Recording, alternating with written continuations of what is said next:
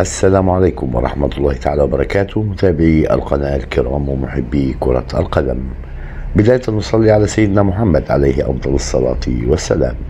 في هذا المقطع أقدم لكم موعد مباراة ريال مدريد والهلال السعودي في الجولة الأولى للمجموعة الثامنة دور المجموعات، وتلك المجموعة تضم أيضا باتشوكا وريد بول سالزبورغ.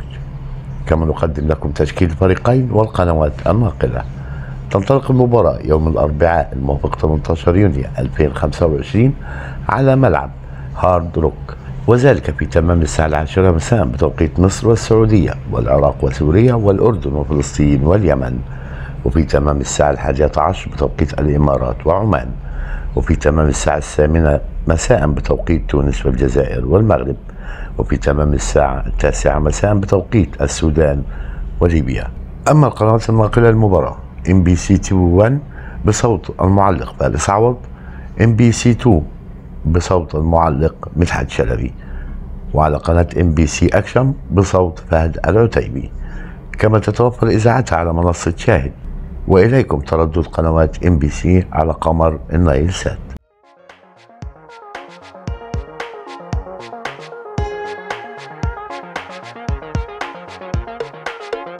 وإليكم الآن تشكيل فريق ريال مدريد.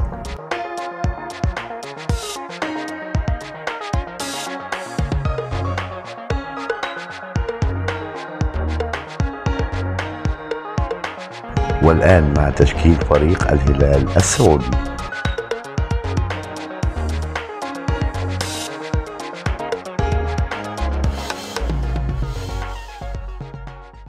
تمنياتنا لفريق الهلال بالتوفيق، ولحضراتكم مشاهدة طيبة.